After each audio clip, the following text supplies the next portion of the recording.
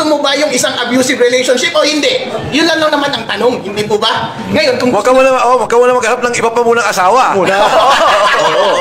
At saka kung gusto nating i-please ang lahat, ha? Kasi po mahirap talagang maging successful tayo dito sa adikain na ito kapag hiwa-hiwalay tayo. Kasi sabi nila mag-resign si BBM, lahat tayo gusto mag-resign si BBM. Hindi na dapat debate yun eh. Pero sabi nila, what next? Kung gusto natin mangyari yun, baka pwede natin panawagan si VP Sara. Pwede niyang basahin yung Article 7 Section 10. Kapag nag-resign ang President, pwedeng mag-resign ang Vice President din. Pero dapat yung Congress manawagan agad ng special election. Magiging hero si VP Sara doon at ibibigay natin sa taong bayan. Alright, edi merong special election for President, Vice President. Ngayon, magbotohan na lang kayo ngayon. Eh mukhang pinakamalakas naman si Sara ngayon. So napakagandang tayo yun kay Sara. What anticipation yung Constitution?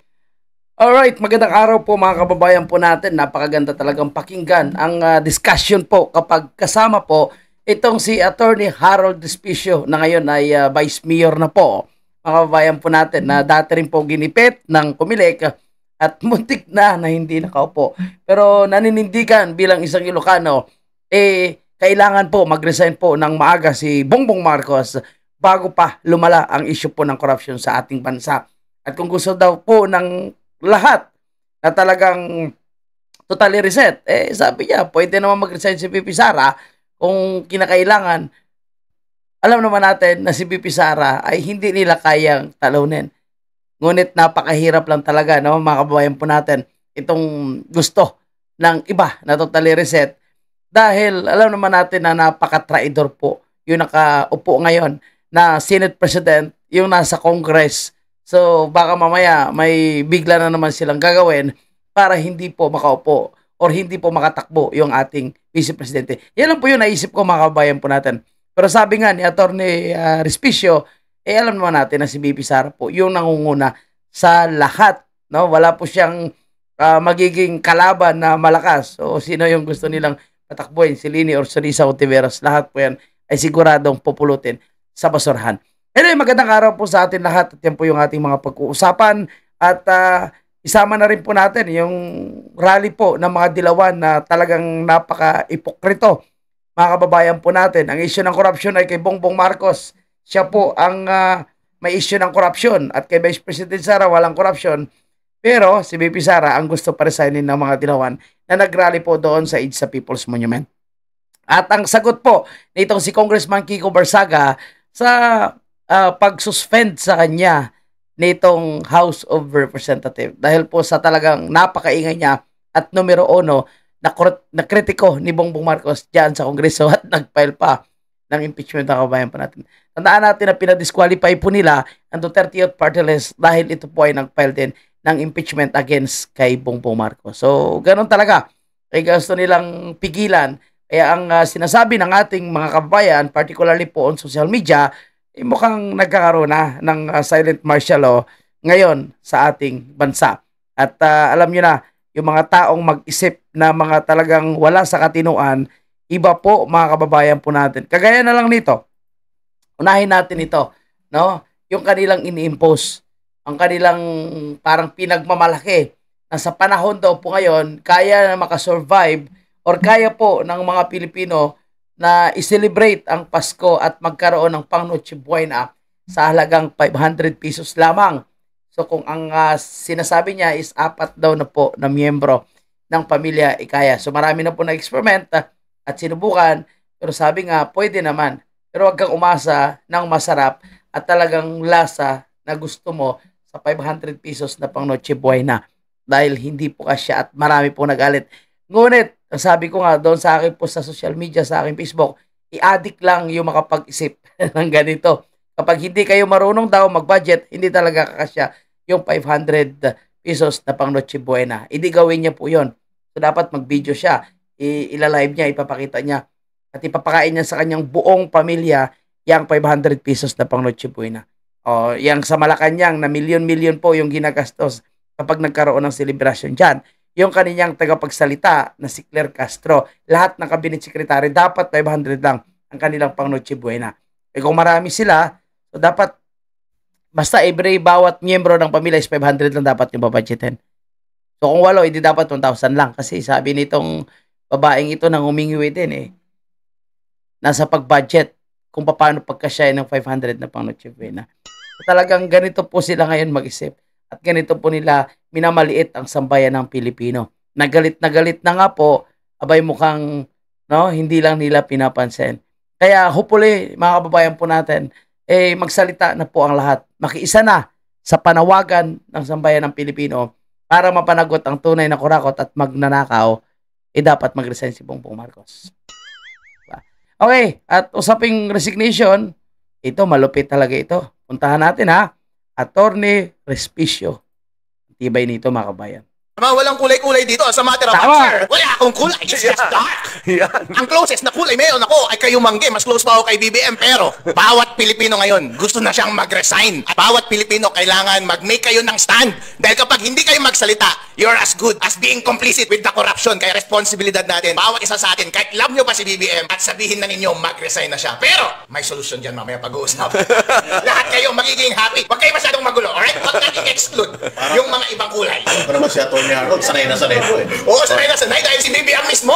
Ang kanyang administrasyon na nagkaso sa akin, pinaresto ako at pinakulong. Sanay na ako dyan, wala na akong takot dyan. Pero ang pinakamahalaga sa lahat, ang karapatan nating magsalita at gumawa ng stand kapag meron tayong nakikitang kamalian. Dahil once na nagiging complicit tayo sa lahat ng ginagawa nilang kalokohan, deserve natin magpaloko at maapi. Kaya kung gusto natin ng pagbabago at isang masiglang Pilipinas, kailangan nating isigaw ang dapat nating gawin. Hindi lamang dapat tayo huminto na ayaw na nating korupsyon. Ano ba yung natural conclusion yan? Di umalis ka na, BBM. Alright? Tama! Liwanag mo nga, Atty. Harold, yung difference between dissent and sedition.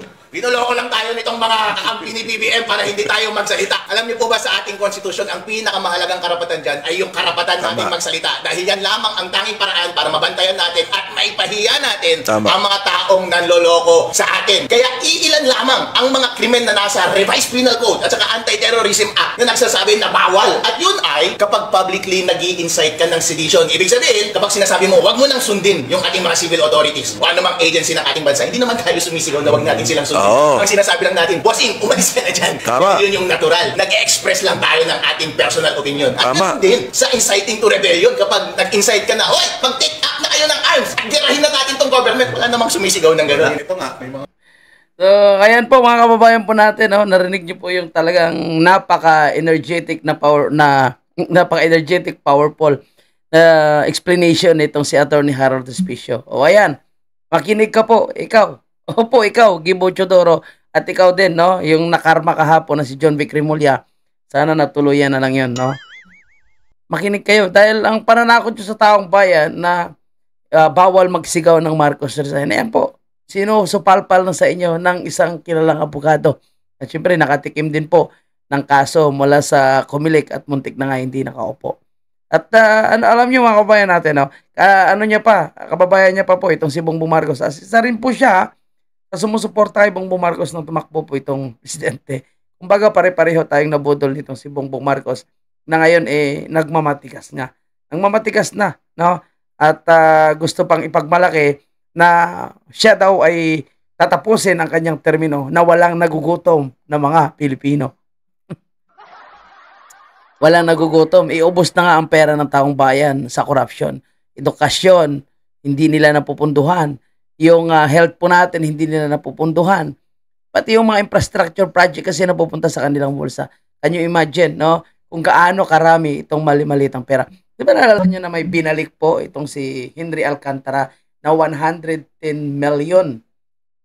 Kita mo gaano karami. Kung billion pa kaya. Baka buong bahay po puno ng ganyang karaming pera. Grabe talagang pera natin. Napupunta nga lang sa mga magnanakaw agaya nila. Marami pa tayong pag-uusapan yan. Marami pa tayong maririnig na mga napakagandang topic dito po kay Attorney Harold Respicio. At kailangan natin ito para matuto tayo sa mga issue. Particularly po sa mga pananakot ng mga alipores nitong si Bongbong Marcos. Kababayan tayo ng mga nagko-comment sa ating live feed. Yung bang pagtatawag na OFW, hindi kami magpapadala ng remittance para maramdaman ng gobyerno na galit na kaming mga OFW. Yan po, sabi nila dati, pwede silang kasuhan ng economic sabotage. Naku, tama ba yan? Pera nyo yan Yung girlfriend ko hindi ko binibigyan ng pera Kakasuhan Tinuturuan niya ba ako ng economics sa sabotage? Ganun din siguro yung mga OFW. Hawis at dugo nila yan. Kung ayaw na nilang magpadala sa kanilang mga kamag-anak dito, pera nila yun. Huwag nating pakialaman yung pera nila, okay? Tsaka yung daang-daang bilyon na salapi na ninanakaw, BBM at mga kabarkada mo, kailangan nyo ba yung ganyang kalaking pera? Totoo. Ang nagaganda na ng mga kotse ninyo, ang lalaki na ng mga mansion ninyo, BBM, may anak ka ba sa labas? Wala ka na bang anak sa labas Ganun na ba kamahal ang cocaine ngayon? Yun ang naman ata ang bisyo mo Hindi mo kailangan ng daang-daang bilyon na pera, please. Hinahintay lang, alright? Pero makapag-react lang ako. Alam mo, si Atty. Harold, pagka talaga nagsalita, ang pakiramdam ko, may dadampot na sa atin ngayon. Okay, mag-alala. Ako lang magpapadampot. Yeah. Ikaw, abogado namin.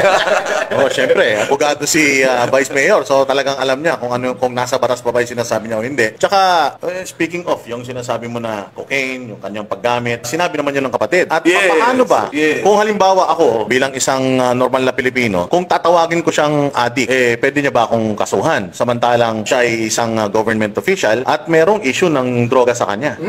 Papasok dyan yung batas ng libel.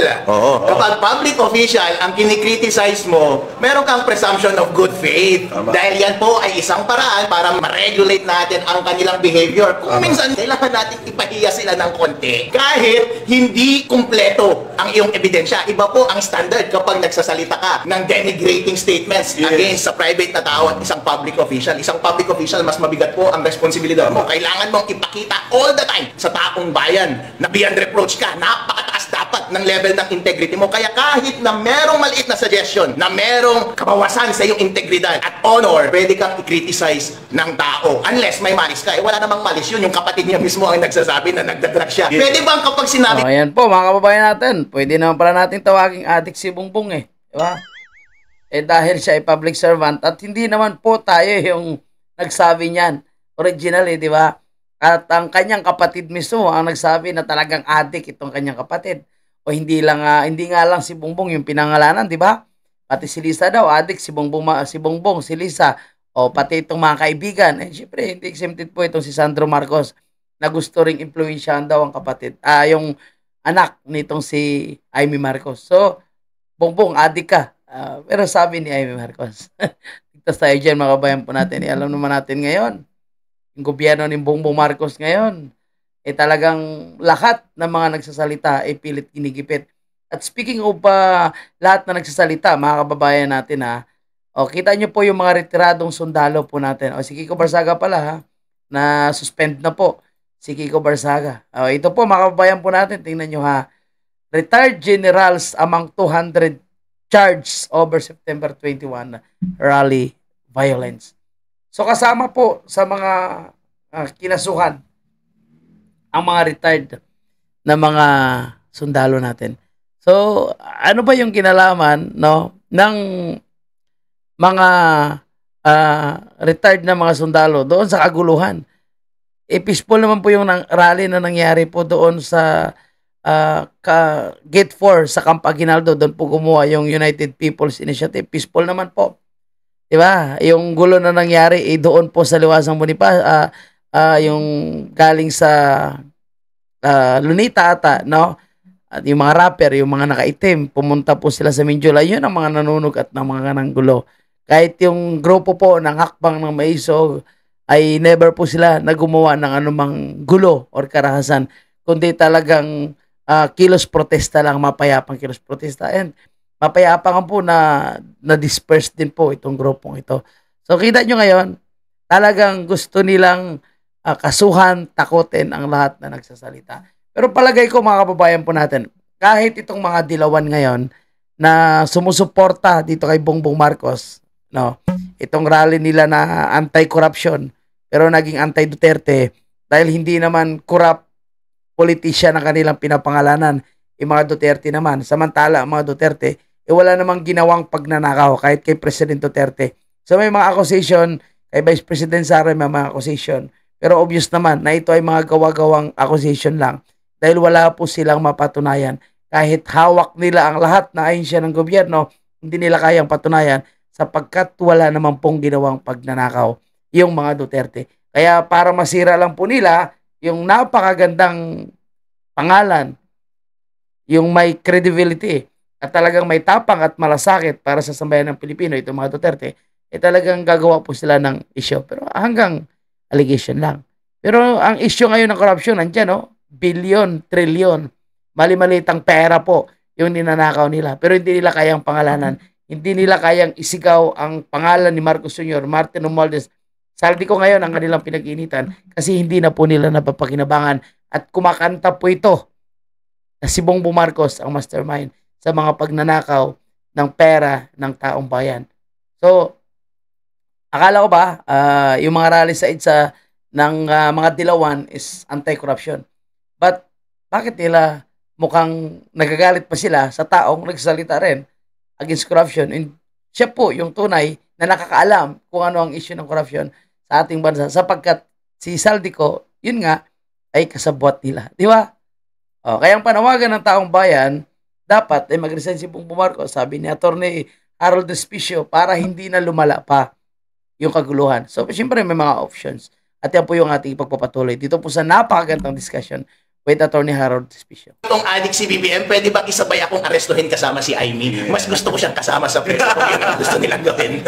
Pero boss Ada, yung sinasabing adik, hindi insulto yun. Kaya sa lahat ng mga gustong magsalita ngayon na criticizing the president at kanyang mga kabarkada, huwag kayong matakot ha. Ako po, hindi ako natatakot. Ilang beses na po akong kinasuhan ngayon. Handa ulit akong makasuhan at makulong dahil alam ko sa bandang huli po ang katotohanan ang magwawagi. At magwawagi po ang lahat ng laban sa kasinungalingan at korupsyon. Kasama niyo po ako. Hindi na makakalimutan to. Kaya BBM, mag-isip ka na mabuti. Ang mga gusto lang manatili sa pwesto ay yung mga nakapaligid sa iyo. Dahil gusto pa nila ng mas marami pera, ng kapangyarihan, ng status, baka tatakbo pa sa susunod na eleksyon. Pero para sa iyo personally, Kapsat, Manong, pababa ka na dahil lahat ng Pilipino ngayon, kahit Ilocano, kahit kasama namin sa bahay, gusto nyo bang mawala na si BBM sa kanyang pwesto? Sabi ko nila, opo. Wen Manong! Wen Manong! Sabi nila, at gusto na talaga siyang mag-resign. Kawawa ka BBM dahil palaki na ng palaki ang damdamin ng taong bayan, baka magkaroon ng people power, baka mabanish ka ulit at ang pamilya ninyo at bugbog sarado ka pagpapasok na yung 2028 national election.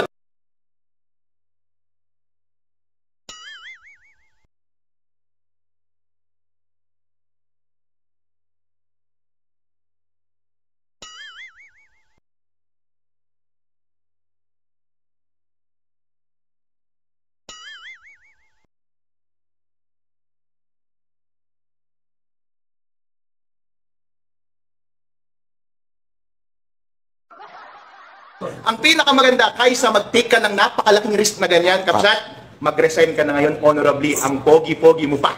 Kada Mike and Greco, I think hindi na nga ito question ng 1 billion or 1 trillion hindi. Yung girlfriend mo nga kapag nag-check-in mismo, isang beses lang sa Sogo, may pag-break ka na dyan Ito, 1 trilyong beses nag-check-in sa Sogo. Nag-order pa ng sinigang at lechon manok at pinento pa mismo kung ilang beses pabalik-balik at ilang rounds.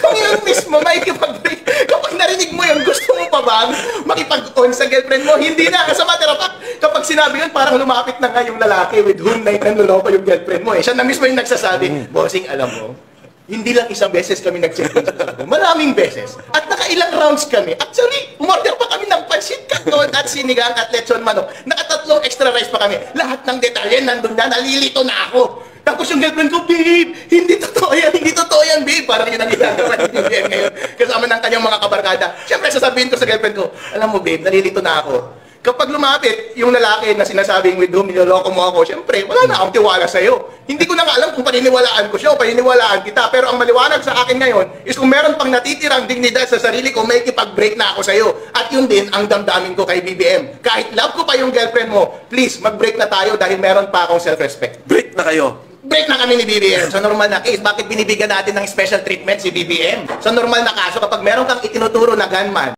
tapos yung gunman nagsalita, ito yung mastermind ko, automatic, may probative value kagad yung sinasabi niya. At nasa mastermind na mismo ang magpaliwanag kung bakit hindi siya. Itong si BBM, hindi naman niya maipaliwanag ng mabuti. And by the way, sir, ikaw yung may hawak ng buong department. Kung baga mayroon budget, buong executive department. department. Actually, halimbawa kapag meron kang negosyo at merong malawakang pagnanakaw sa negosyo mismo, tapos sinabi ng nahuli mong nagnakaw, caught in the act, sabi niya, actually sir, yung CEO, yung executive, yung nag-utos sa akin para magnakaw, ikaw, anong unang gagawin mo? Kahit maniwala ka doon o hindi, ang una mong gagawin, ipa-preventive suspension mo muna yung executive. Kasi baka magnanakaw ulit yan dahil halata naman na hindi niya na-control yung buong negosyo. Ganon din kay BBM. Hindi na po mahalaga na magpatuhan kayo kung kanino yung specific na sisi, ano yung ginawa nito, ano yung ginawa niya. Hindi po. Kayo po ang may control. Alam na po namin, hindi ninyo na-regulate ang lahat ng tauhan ninyo nung nakaraang 3 taon. Sa susunod na 3 taon, magtitiwala pa ba kami sa'yo, sir? Sorry, sir, hindi na po, wag na po. Eh yun po, kapag nahuli na po in the act at nasusubungan na lahat na ay siya ang itinuturo, syempre wala siyang ibang magagawa kundi mag-save face. Ginagaslight po tayo ni BBM. Tama po yung sinasabi ni Sec Mike kanina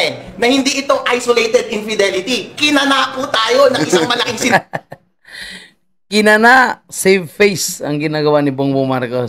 Ang lupit talaga ni Atty. Harold. Tuloy tayo. Ligato, kumbaga gangbang ito. Ang lagkit-lagkit. Kung ikaw ang lalaki, ayaw mo na talagang marinig yung detalye kasi masakit sa damdamin. At the very moment, babe, ayaw mo na makipag-text sa'yo. Pwede bang i-block na kita? Huwag ka nang mag-explain, please. Mag-break na tayo. Gusto ko nang mag-move on. At saka sinasabi nila na hearsay yun, walang probative value. Oy, sa rules of court, kapag yung mga linilista sa Ledger under ordinary course of business, merong presumptive probative value yun. May weight yun. Kaya BBM, ikaw ang mag-explain kung bakit hindi totoo yung mga yun. Yung mga pinakita na Ledger, merong pong bigat yun sa korte kung gusto nyo magpormalan. Yan. Ang nagsasabi lang naman na hindi siya involved ay yung mga kakampi niya. Pero tanungin mo, lahat ng Pilipino dyan sa Solid North, lahat ng nasa Mindanao, Visaya, tanong mo lahat ng kasama nyo sa bahay, guilty si BBM at gusto na nilang umalis si BBM. Ayan, ito mga salita. Ito yung mga kababayan po natin, no? Kaya trolls na lang ang sumusuporta kay BBM. Pero sa totoo, lahat ng mga Pilipino gusto nang umalis si BBM. At ang mga gustong mag-resign si BP Sara, yun lang po yung mga grupong makakaliwa. So, ilan na lang sila. Bayad pa. Yung 99.9% bayad pa. Diba? Pinunduhan pa. Tapos gusto nila pa resignin si BP Sara. Yung corruption ay kay Bongbong Marcos. Sira ulo talaga itong mga grupong nanawagan na mag-resign daw po itong ating Vice Presidente. So, syempre, by constitutional successor, alam naman natin kung sino yung magiging successor kung bumaba po itong si Bongbong Marcos. By constitutional succession, si BP Sara po. Pero yung panawagan na pagre-resign, bakit ka magre-resign? Bakit pinaparesign? Wala namang ginawang masama.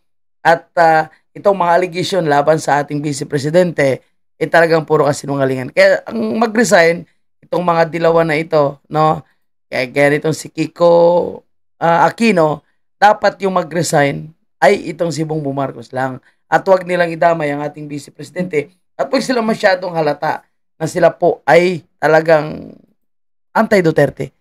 Hindi po ang rally nila is anti-corruption Laging anti-Duterte. Kasi alam yung mga kabayan natin, hindi kasi nila matanggap na si BP Sara talaga yung magiging presidente kahit may ano man, may succession man, mag-resign man si Bongbong Marcos, si BP Sara talaga maging presidente. Kasi wala naman silang itatapat para sa 2028. Kaya ito na lang yung kanilang ginagawa. Paninira, allegation, propaganda. Iba ka mapaniwala pa nila yung mga tanga na mga Pilipino. Pero ngayon mga kabayan po natin, hindi na tanga yung mga Pilipino, matalino na. May social media na, marami na po silang nakikita, marami na po silang naririnig na mga komento. At yung mga matatalino nating mga abogado, of course yung mga sinishare natin dito, na nagsasabi na wag po kayo dapat matakot, tawagin silang adik, tawagin silang bangag, tawagin silang magnanakaw, sapagkat nasa kanila po napatunayan na hindi totoo yung ating sinasabi. Dahil kagaya niyan, si Bongbong o si Amy yung kumanta. So, paano natin masabi na yan po ay hindi totoo? No? So, great job talaga kay Attorney Vice Mayor Harold Respicio. Napakagaling po magpaliwanag, mga kabayan natin. Okay, tuloy tayo. Attorney Harold, hindi lang to opinion. Abogado to at nakikita niya. Ako, nakita ko yung budget process. Alam ko yung nangyayari. Tama, wala dapat grupo as a matter of fact, sir. Ako wala naman akong grupo Big Mike. Yes. Greco. Hindi ko naman kakampi si Duterte, hindi ko naman kakampi si BBM. Kakulay ko lang siya. Hindi ko rin naman ako Kasing natin yun. Kasing kulay namin yan. Sariling sikap lahat ito. Pero, nung binigyan ako ng pagkakataon para marinig ang aking posisyon sa pamamagitan ng platform na ito na maraming nanonood. Obligasyon po natin mga Pilipino na sabihin natin na kapag ayaw na natin, tama na po. Obligasyon po natin yan sa publiko. Hindi po natin pwede napabayaan lamang na nangyayari ito nang wala tayong ginagawa. Yung mga iba kasi natatakot, sabi nila, opo Harold, naiintindihan namin. Gusto naman talaga namin na malis si BBM. Yes. Kasi hindi naman talaga natin may tatanggi yung corruption eh. Sabi nila, kaso nga lang yung papalit ayaw namin eh. Diyos good ay, hindi ba pwedeng isang question lang tayo ngayon? Gusto mo ba yung isang abusive relationship o hindi? Yun lang naman ang tanong, hindi po ba? Ngayon, kung Huwag ka muna maghanap ng iba pa munang asawa. Oo. At saka kung gusto nating i-please ang lahat kasi po mahirap talagang maging successful tayo dito sa adikain na ito kapag hiwa-hiwalay tayo. Kasi sabi nila mag-resign si BBM, lahat tayo gusto mag-resign si BBM. Hindi na dapat debate yun eh. Pero sabi nila, what next? Kung gusto natin mangyari yun, baka pwede natin panawagan si VP Sara. Pwede niyang basahin yung Article 7 Section 10. Kapag nag-resign ang President, pwedeng mag-resign ang Vice President din. Pero dapat yung Congress manawagan agad ng special election. Magiging hero si VP Sara doon at ibibigay natin sa taong bayan. Alright, edi merong special election for President, Vice President. Ngayon, magbotohan na lang kayo ngayon. Mukhang pinakamalakas naman si Sara ngayon. So napakagandang tayo yun kay Sara. Hindi lang mukhang malakas si Sara, mga kabayan po natin. Talagang napakalakas. Kaya itong purpose ng rally, nitong mga dilawan na ito, mga kababayan po natin, ay hindi po para tuligsain si BBM, tuligsain ang mga magnanakaw, kundi banatan ang mga Duterte. Ito, pakinggan nyo mga kabayan po natin, kung paano inamin nitong Aquino, itong si Kiko Aquino, na talagang ang rally nila is hindi po anti-corruption, hindi po anti-BBM, hindi po para panagutin at ikulong itong mga magnanakaw. Kasi hindi nila kayang pangalanan eh. Ang utak si BBM. Bakit Duterte pa rin ang kanilang binabanatan? Ito, pakinggan nyo. Inaamin nila na hindi po sila para sa pananagutan ng mga magnanakaw, kundi anti-Duterte. Rally po ang kanilang pinagagawa. Kaya mga hunghang, mga tanga, yung mga sumama doon, yung mga artista, ay kasama pa si Catriona Gray. Hindi natin alam kung binayaran din po yun para magsalita kasi scripted, nagbabasa po. Sa habang siya po ay nagsalita, kasama rin po yung Miss Grand International. Si Joy ba yung pangalan nun? Nagsalita din doon. Mga tanga. O, pakinggan nyo, yung mga sumama doon na nabudol din kayo. Akala nyo anti-corruption, yung pala anti-Duterte rally. Hindi rin tayo pwedeng makipagkompromiso sa mga Duterte. Di ba? Ito yung mga taong sumusuporta sa mga adik at kasama po sa mga nagpa-file ng impeachment kay VP Sara. At ito yung mga tuwang-tuwa na hindi nabigyan ng interim release si Tatay Digong. Mga grupo ni Kiko. Hindi Kiko Barsaga, kundi Kiko Aquino, kulay, taing, tanga, bubo. Dahil nabuo ang modus ng malawakang korupsyon sa DPWH noong 2021. Diba? So, asan yung korupsyon na sinasabi nyo? Nasaan yung mga flood control na ghost project? Nasaan yung mga substandard? Wala po silang mapatunayan dyan. Budget lumobo, of course, dahil napakarami pong infrastructure na pinagawa po ng Duterte administration. So talagang lulubo ang budget dahil ang target po ng Duterte administration is build. Hindi ghost project. Walang ganon. Kaya talagang malaki ang budget kasi gusto ng nakaraang administrasyon na magkaroon po tayo ng mga gandang tulay, daan, flood control. Kaya talagang malaki ang budget ng DPWH. Ang tanong dito, sa budget na malaki na yan, may ninakaw pa. Iyan ang wala. Kaya kahit anong sabihin nyo na malaki ang budget, regardless sa budget, walang problema. Basta't pinapa-implement ito at basta't ito ay kailangan. Iputang ina, yung nangyayari ngayon na pagnanakaw ay Bongbong Marcos, napakalaki ang budget na pupunta sa corruption. Kay President Duterte, wala naman eh. O, di ba?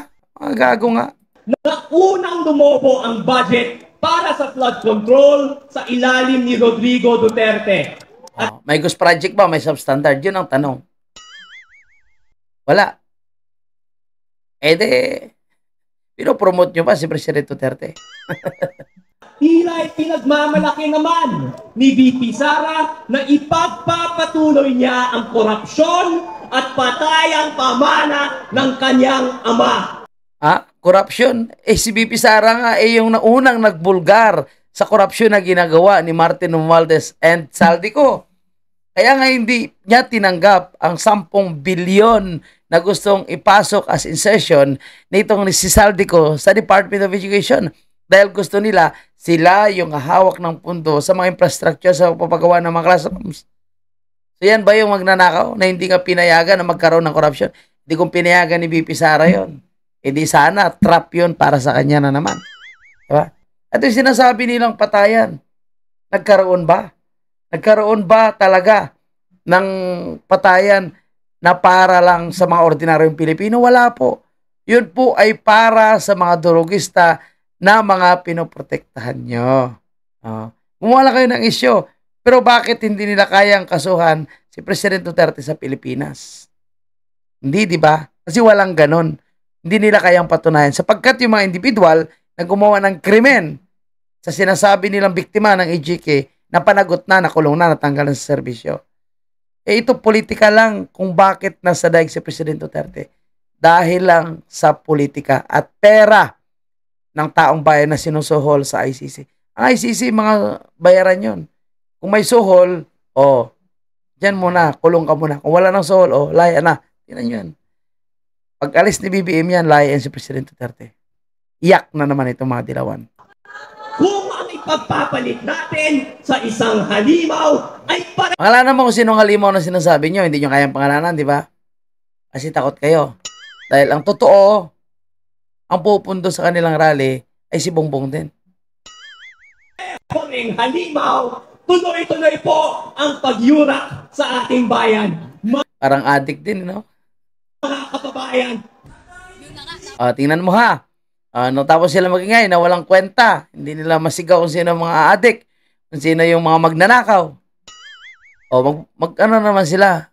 Magkakaroon naman sila ng Protect Marcos 3.0 rally. Protect Marcos 3.0 rally na naman po.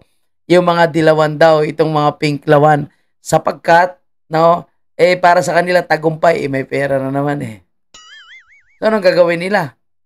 Diba? Wala naman silang gagawin. Dahil hindi naman nila masigaw ang pangalan ng mastermind.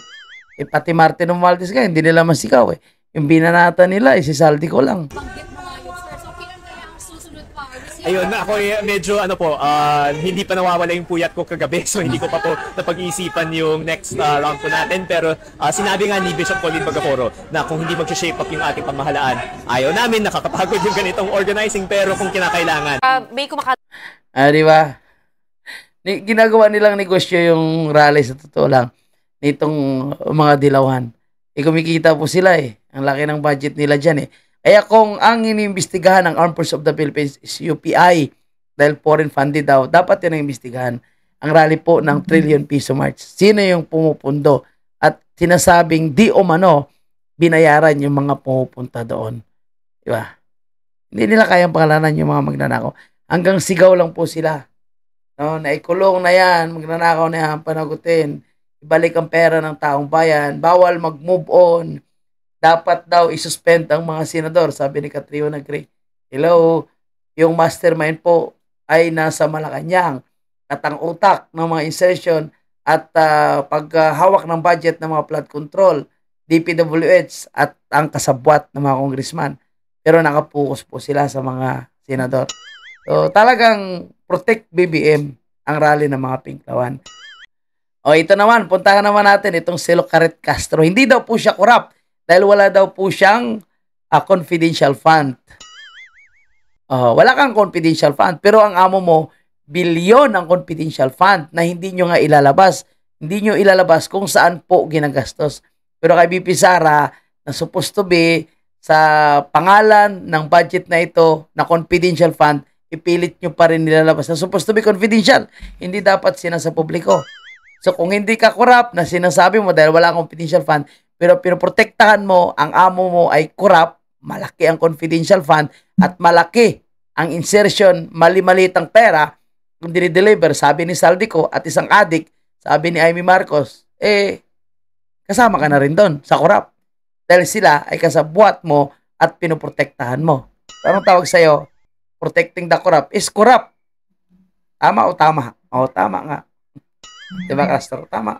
At video ngayon sa social media ng Vice Presidente Sabi niya, hindi ko best friend si Claire Castro. Wala akong best friend na ganyan mag-isip. So, nabawasan ang business ninyo? Your thoughts? Oo, totoo naman. Admitted na hindi kami pwede maging best friends.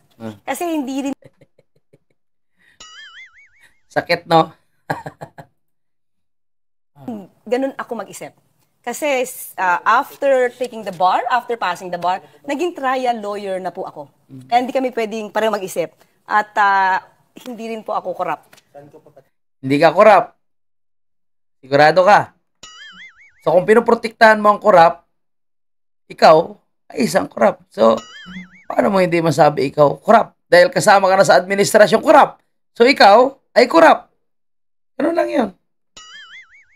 Kaya hindi kami pwede magpareho. Why emphasize on the trial lawyer? Iba po kasi yung mindset ko.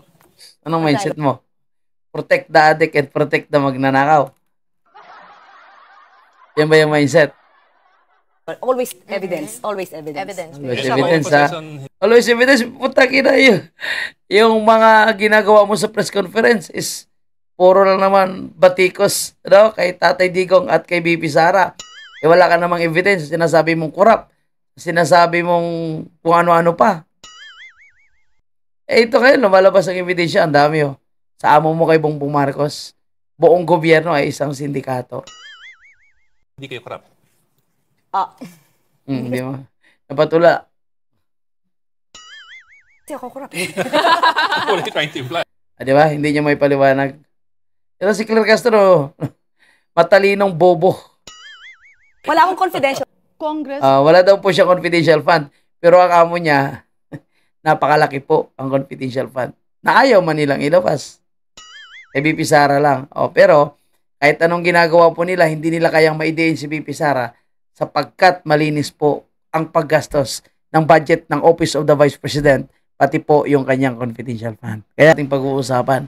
Sabi ni Karen, no, silent working lang daw ang Congress dahil gusto nilang i-fix, no, ang mga nangyayari ngayon diyan sa Congress at gusto nilang maibalik ang tiwala ng taong bayan. Yung mga kababayan po natin, pucha, sa ginawa nila kay Congressman Kiko Barsaga, no, sa pag-impeach nila kay BP Sara, sa pagkanta ni Saldico, ay yung mastermind confirm ay si Martin Romualdez at si Bongbong Marcos at kasama si Sandro Marcos sa mga maanumalyang insertion at mga flood control at marami pang mga kontraktor. Paano nila maibalik ang tiwala ng taong bayan sa kanilang mga buaya? Wala nang chance. Kaya kailangan magpalit talaga ng mga congressman. Tapos yung mga lumalaban sa korupsyon, agaya nito si Congressman Kiko Barsaga, ay pilit nila pinagbubustalan, pilit nila pinagkakaisahan. So, paano nila maibalik ang tiwala ng taong bayan? Ilalo nila sinisira. Diba? Pakinggan natin si Karen. Has been silently working but with a unified direction. Anong unified? Are you working because you need It's to be, too silent. you need to be vocal about it. No. Kahiya po, pinagtawanan po, inang yan. It is not the time to be silent. It's not literally silent. No? Hindi siya na literally silent. Tawa rin tayo, tawa yung mga host eh. But if you can, hindi kasi na-announce.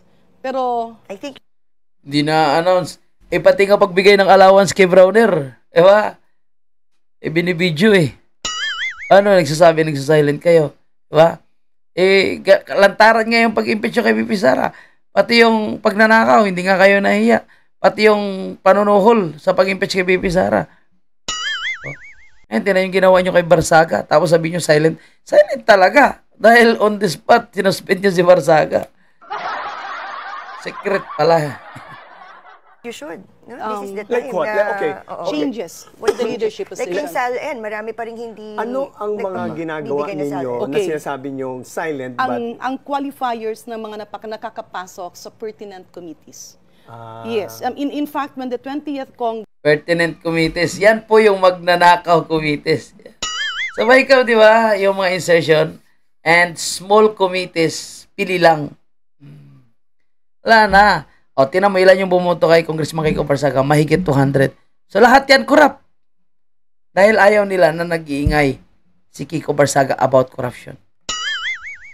Lahat ng mga kongresista na bumoto para isuspend itong si Congressman Kiko Barsaga ay mga korap, mga buaya, mga magnanakaw.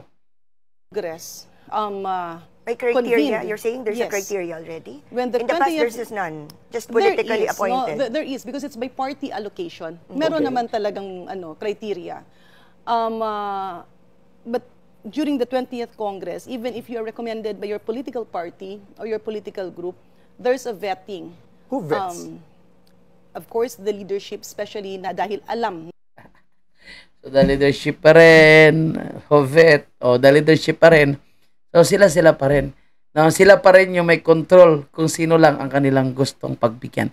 Regardless kung gaano kakailangan ng isang congressman ang budget, so depende pa rin sa leadership ng House of Representatives. And syempre, kung siya ba ay sumusuporta kay Bongbong, pag hindi ka sumusuporta, suspend ka o kaya wala kang budget.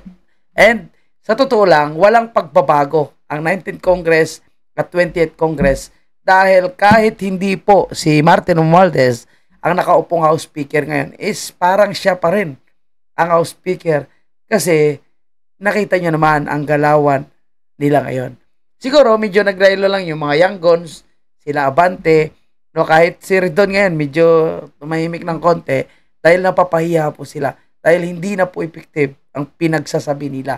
And palagay nyo, yung sinasabi ni Karen na silent working po sila, may maniniwala ba? Silent working kung paano nila tirahin ang opposition. Silent working kung paano nila protektahan si Bongbong Marcos. Yan ang sinasabi yung silent working. Pero fixing, no, yung sirang-sira na durog na imahe ng Kongreso, wala na po. Dahil, sabi ko nga, halos lahat sila dyan ay mga magnanakaw. At yung mga bumoto pabor sa suspension ni Congressman Kiko Barsaga ay kasama yon, kasabot yung sa napakalaking organisadong sindikato sa Kongreso. Kasi korupsyon ang pinag-iingay nitong si Congressman Kiko Barsaga. And mabuhay po tayo sa hindi na bumoto sa mga nag-abstain dahil sila ang tunay na lumalaban sa korupsyon. Hindi po yung mga nagkukunwaring nagtatrabaho ng tahimik. Uy Karen, ipaliwanag mo yung sinasabing corruption daw sa Iloilo. Huwag mo kaming lokohin. Ayan po mga kababayan po natin, maraming salamat po sa inyong lahat. At hanggang dito na lang muna. Thank you po sa inyong pagsusuporta. So, God bless. At kung kayo po ay hindi pa nakalike sa video ito, mag-like naman po kayo at mag-subscribe. Marami pa po tayong isyong dapat pag-uusapan, isyong tatalakayin, bibigyan ng komento at reaksyon. At kung kailangan ibulgar po natin yung pagiging hypocrisy nitong mga nakaupong politiko at kunwaring lumalaban sa gobyerno, kasama po yung ilang artista, no, ilang kilalang personalidad, no, ibubuking natin yan, mga kababayan. Dahil malaya po tayong lumaban sa korupsyon. Freedom of speech, ika nga, sabi ni Attorney Vic Rodriguez ng Maisog, kaya Marcos, resign, mahiya ka na at bumaba ka na sa iyong pwesto. Huwag mo nang antayin na lalong magalit ang taong bayan. And ito yung mga sinasabi kong lumalaban sa corruption na ang target ay senador lang at mga Duterte. Anyway, mamaya balikan natin sa ating panibagong topic yung ibang personalidad na yan at ang kanilang plano para sa 2028. No. Kaya ganoon lang sila kadesperadong sirain po itong ating Vice Presidente. Mamaya pag-usapan natin. Next topic na natin yan. Maraming salamat and huwag kalimutang mag-like mga kabayan.